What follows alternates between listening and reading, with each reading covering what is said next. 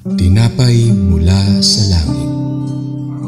A daily morning devotion with CRC family.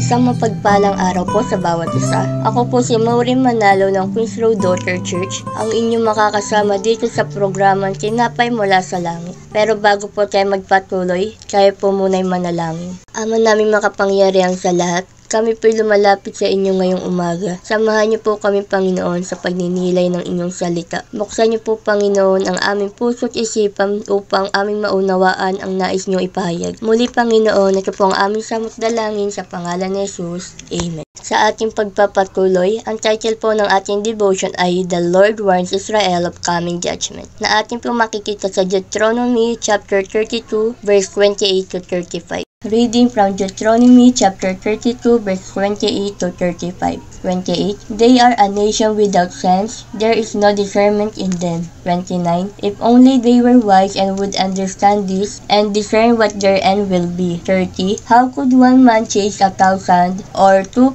put 10,000 to flight unless the rock had sold them, unless the Lord had given them up.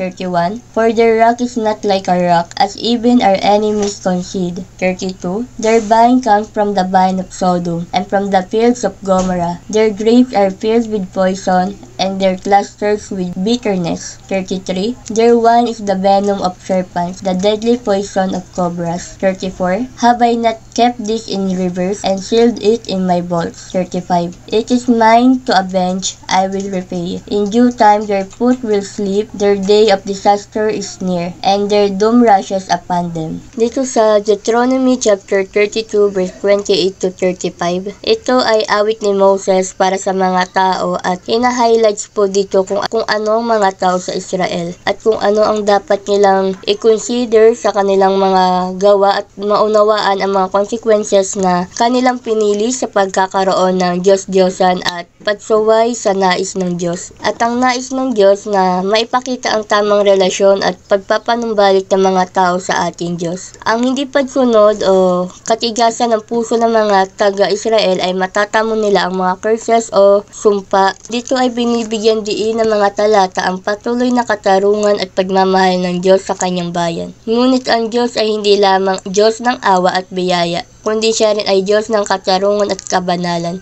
Hahatulan niya sila at magpapakita ng awa kapag nawala ang kanilang mga lakas, ay dito na may papakita ng Panginoon ang kanyang pagiging mahabagin. Ang Sodoma at Gomorrah ay tumutukoy sa pagiging immoral ng mga gawain. Ang aral na ating pinagbulay-bulayan ay nagsisilbing babala at isang paalala ng kapangyarihan at katarungan ng Diyos. Nabibigyan din dito ang consequences na ating matatanggap mula sa pagsuway natin sa ating Diyos.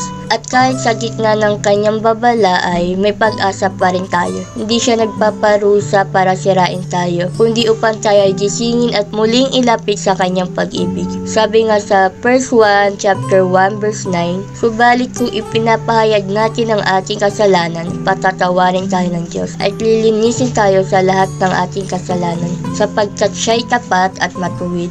Tayo po'y manalangin. Ama namin makapangyarihan sa lahat, salamat po sa inyong makapangyarihang salita na aming pinagbulay-bulayan sa umaga na to. Panginoon, tulungan niyo po kami maging tapat hanggang sa inyong pagbabalik. Panginoon, turuan niyo po kami sumunod sa lahat ng inyong nais, Panginoon. In Jesus' name we pray. Amen. Maraming salamat po sa inyong pakikinig. Lagi po natin pagnilay-nilayan ang salita ng Diyos. Muli po ninyo ulit kaming samahan bukas dito sa programang Tinapay Mula sa Langit.